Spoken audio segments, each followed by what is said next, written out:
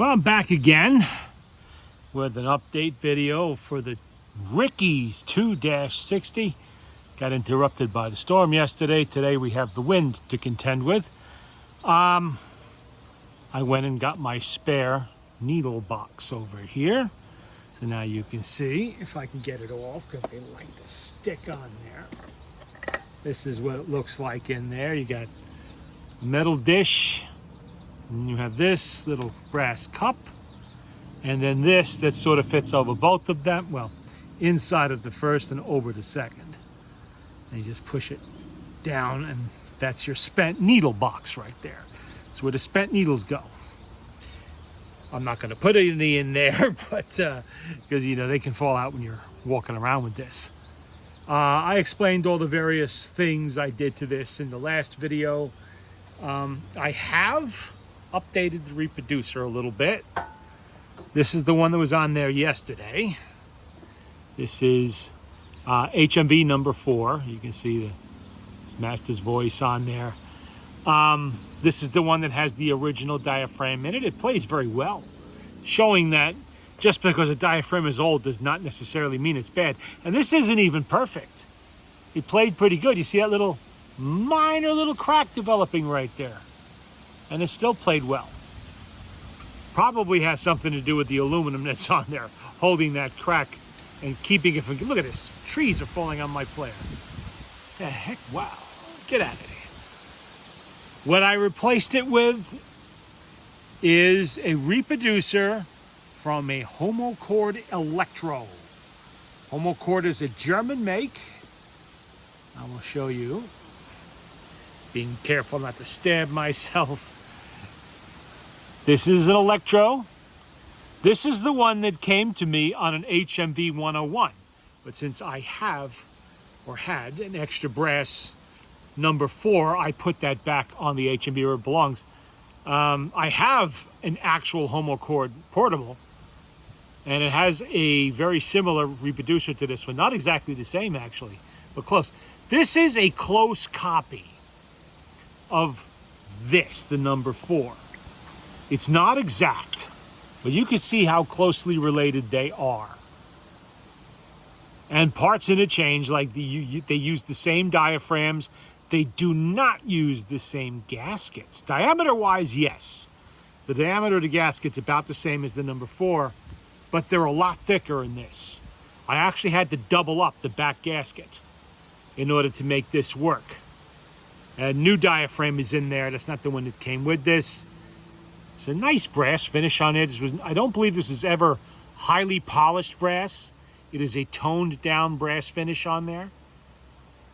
And I guess this would be from the late 1920s, early 1930s. I don't have a lot of information on the Electro. You know, I don't really know a lot about them, except they were manufactured in Germany before the war. And they're probably common over there, but not really over here. So it was kind of surprising to find that reproducer on a 101 that had been in this country for a very long time. I imagine it was probably swapped on there when the machine was still overseas. It would have been brought home.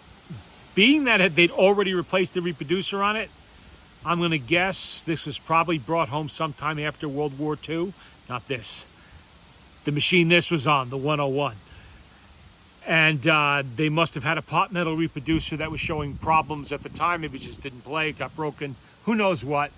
And so they sourced what they could find, which was this Homochord Electro reproducer. So I figured I would put it on here and play some more records from this box of semi-worn records. Some of them are like new, and some of them are pretty worn. I don't know why, but I'll play some more of them. This is this is the cup. This is exactly the same one that's actually in here. And I thought this might be aluminum because this one in here is in very good shape. Both of these are the wrong one for this. The screw hole, this should be more over here, the screw there. This should be a little bit further this way. This is not quite as pronounced over here for the one that would have been in this machine. I checked my parts machines. Some of them it had crumbled away already, and others had this. This is from one of them. This one is definitely pot metal. Let's take a really close look at that. You see that cracking there? Yeah, that cracking is pot metal deterioration.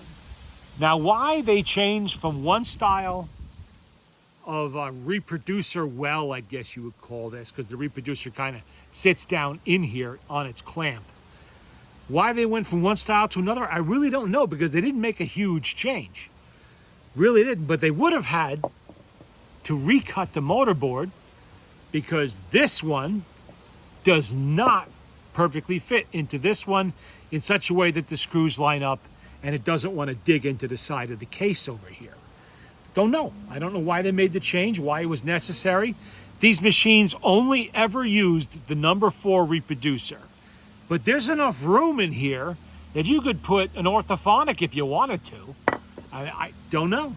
Just another one of those mysteries, I guess, that's never going to be solved. I don't know what to tell you. What do we got for a record on here? Oh. Paris, the International Novelty Orchestra, and Here I Come by Same on the other side. Victor Electric. Okay, late 1920s. I don't know the exact date, but let's listen to the Electro.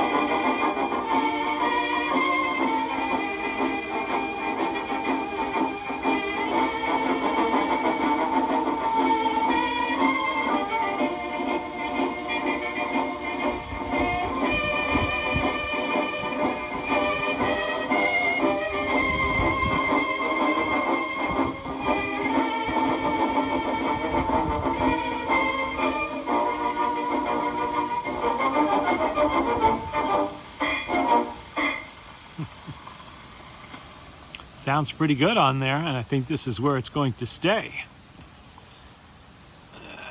Okay, I have no other Electro machines to put it on, so there's no point in just letting it sit in my reproducer collection when there is a machine that could definitely use it. Because I still need to finish. I am going to put a bigger thumb wheel on here now. I still need to finish this reproducer. I never did the isolator gasket on it. This is still slightly pliable. I don't know why, but a lot of the HMV ones seem to be, while Victor is generally hard as stone. Different mix of rubber, I have no idea. But I am going to make a gasket for that, like I usually do for those, and I have done for the other ones, if you recall that video from some time back. Let's turn this. Did I turn this over? Yeah, I did not turn it over. Okay. And I will use that reproducer elsewhere. There will be more. There will be more machines needing them.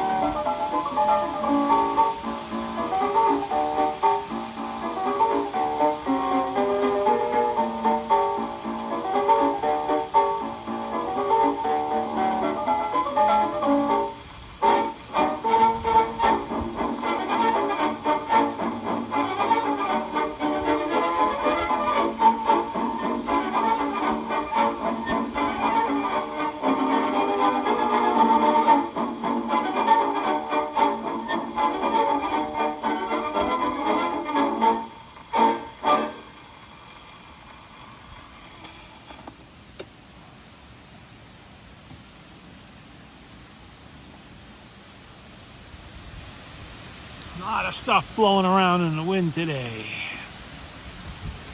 Let me see. Did I play these yesterday? I think I might have. I don't remember.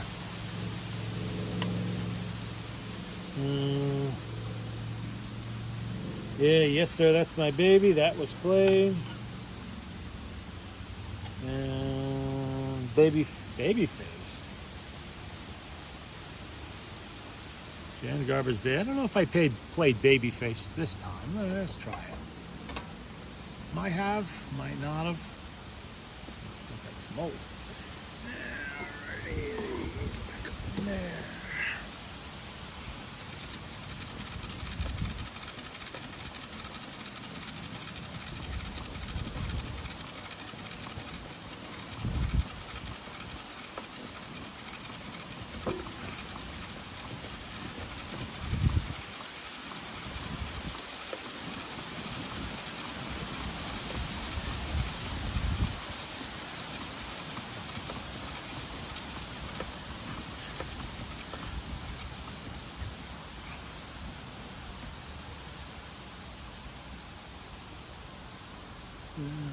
Come on.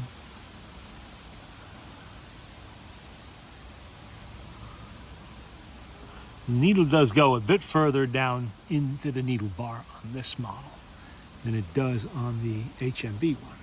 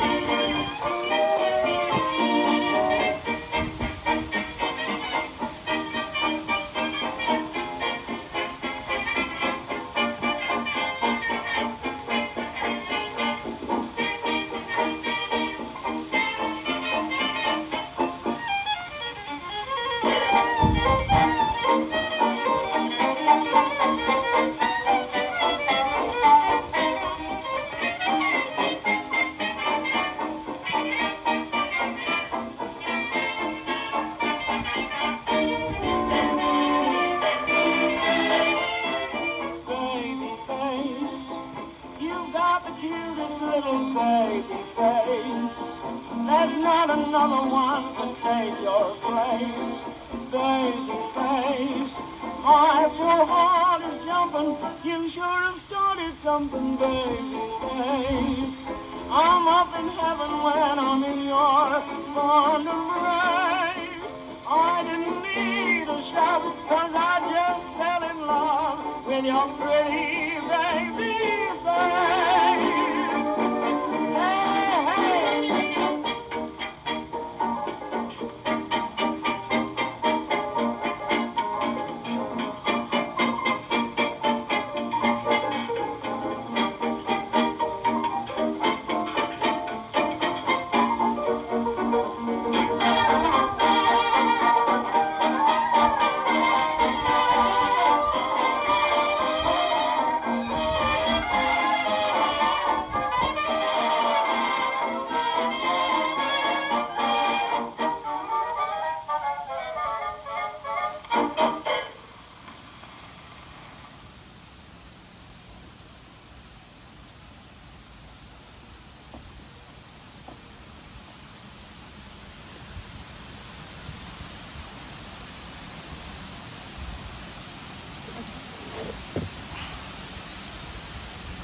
A cup of coffee, a sandwich, and you, from Charlotte's Review of 1926. So it's just about contemporary to this machine, which was made in probably the first months of 1927, just before the orthophonics came out.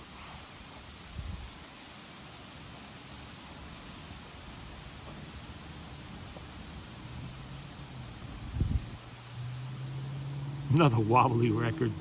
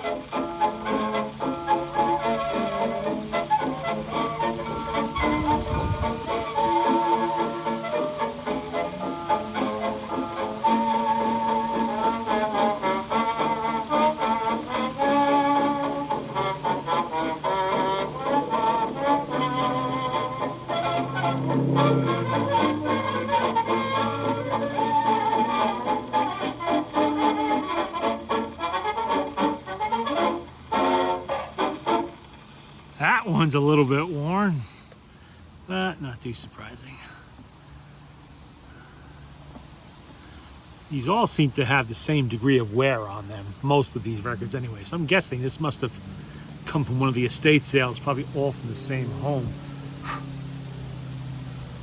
You can kind of see it on there. It's surface wear, but it's what's down in the grooves that matters, but I think it's in both places. Song of the Vagabonds from the Vagabond King. Apparently, maybe also 1926, who knows.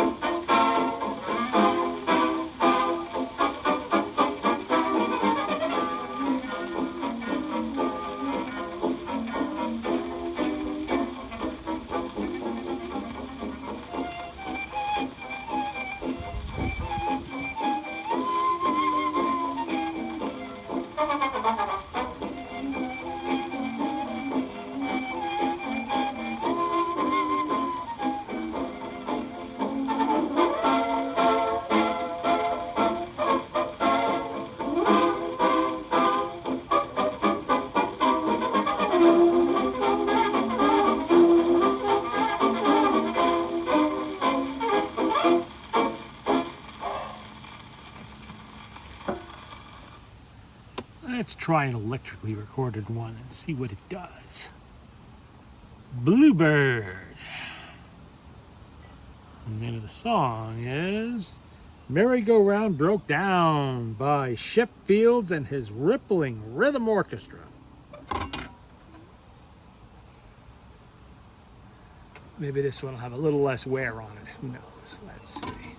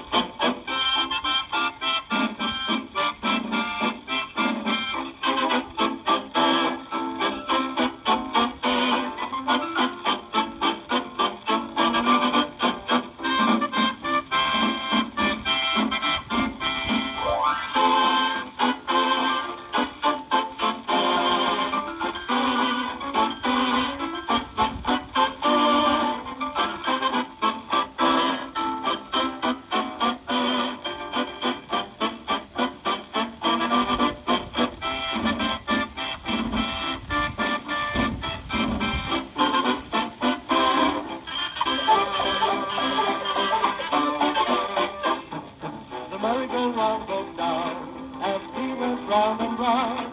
Each time it missed, we'd feel a twist while the merry-go-round went round. The merry-go-round broke down and made the darndest sound.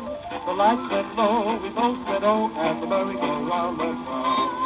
Oh, what fun, a wonderful time, finding love for only a dime. The merry-go-round broke down, but you don't see me frown. Things turned out fine, and now she's mine, 'cause the merry-go-round went down.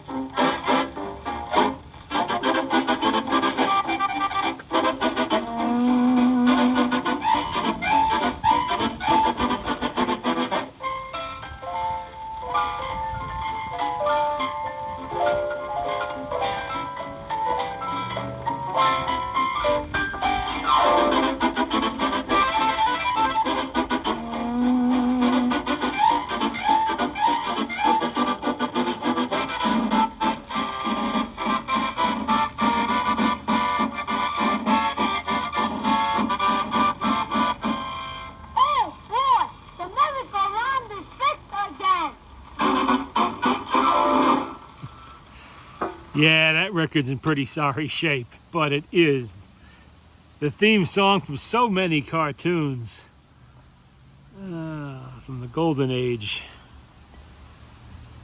I guess I'm going to keep it in there. That's a shame. But that's what happens. Here we have Pom Pom. It is a melody one-step by the Victor Military Band.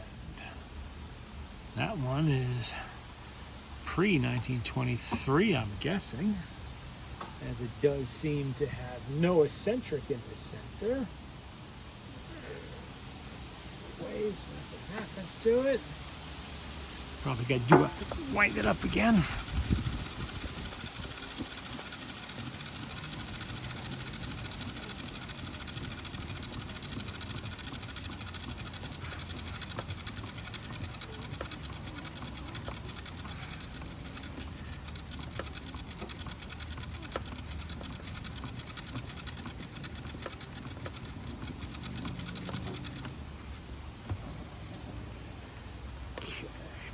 Probably be easier to crank it standing up, but I'm too lazy to get up, so I'll struggle.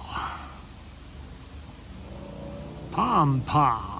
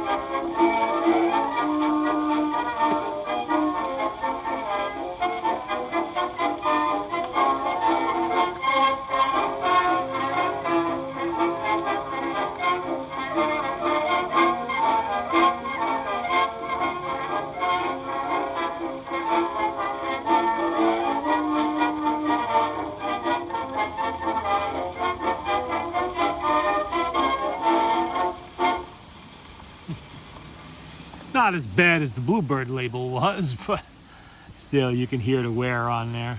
This entire box seems to be that way. But it's all I have out at the moment. Honky Tonk. I have to hear that one. Warner otherwise. I'll have to dig out some more records, whatever I end up playing next. Not sure what machine I'm doing next. Probably be another HMV, because I do have a couple in various states of disassembly at the moment.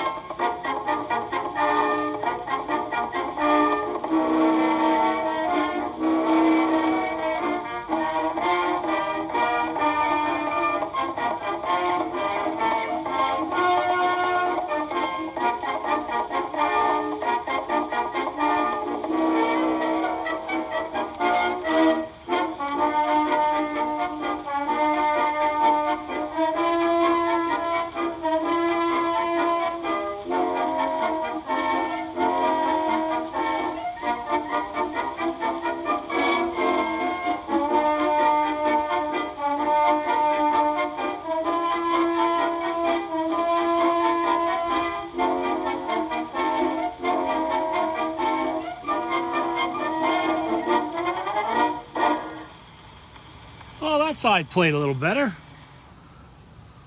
Sometimes you'll get that in a record. One side was real popular tune. The other side, whoops, that's it. Stabbed me right in the, almost stabbed me anyway. The other side never gets played at all because it wasn't as popular, at least not with the person who owned the record. So you end up with one really worn side and one that wasn't too bad. How about the Vincent Lopez and his Hotel Pennsylvania Orchestra? We have Gloria and we have Ragging the Scales. This is the OK label. Notice that says General Phonograph Corporation of New York. It's Otto Heinemann's company. And member of the Heinemann motor and the Heinemann tone arm, the Heinemann reproduced bulb, all those parts that went into almost every off-brand made before 1930 and after it. First it was the Heinemann Company, then it was General Phonograph. I guess it was always General Phonograph, but for some reason they called it the Heinemann Company for the parts. Motor of quality and all of that kind of stuff. I did a video a couple weeks ago where I was looking for a spring for one. You will find Heinemann motors in pretty much everything that's not a Victor, an Edison, or a Columbia. Oh, I hit the camera, didn't I? I shouldn't have done that. I don't know how many times I wound it, but that's all right. That's good enough.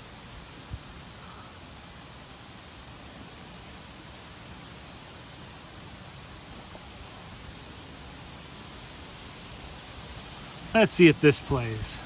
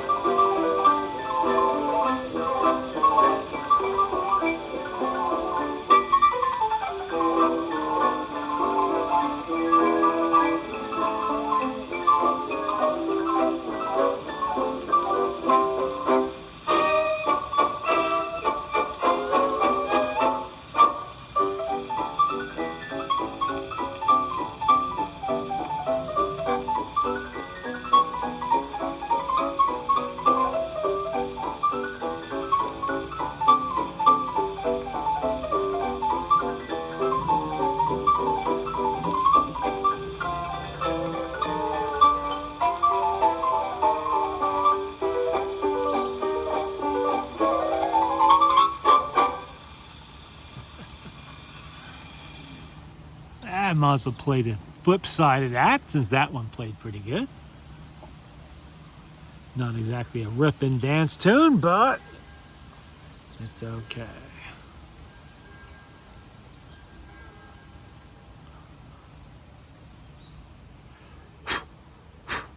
Dusty.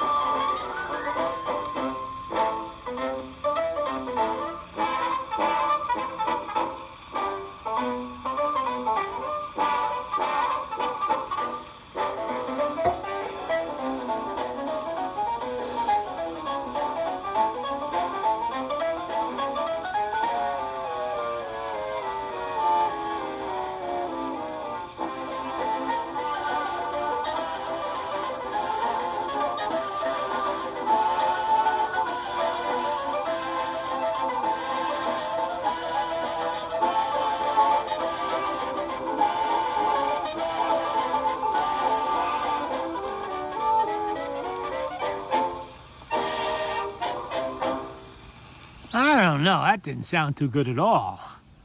Surprising, because it doesn't look that bad on the outside. You know, sometimes it is possible that a needle is not that good.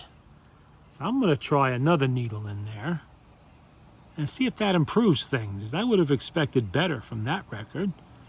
It doesn't look that bad. Better wind it up a little bit first. It's happened before on rare occasions, but you never know. Usually if they're that worn, they'll slow the machine up. That was almost comically bad. Yeah, that's good enough for test. Let's see. New needle.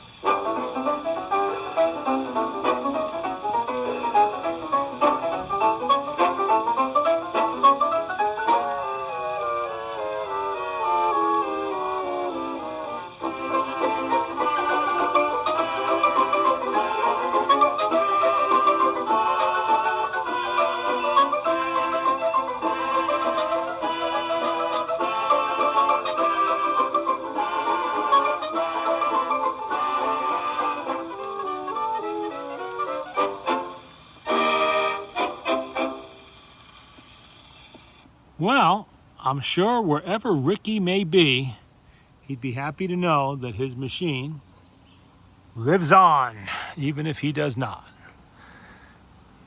And law of averages, chances are he is no longer with us.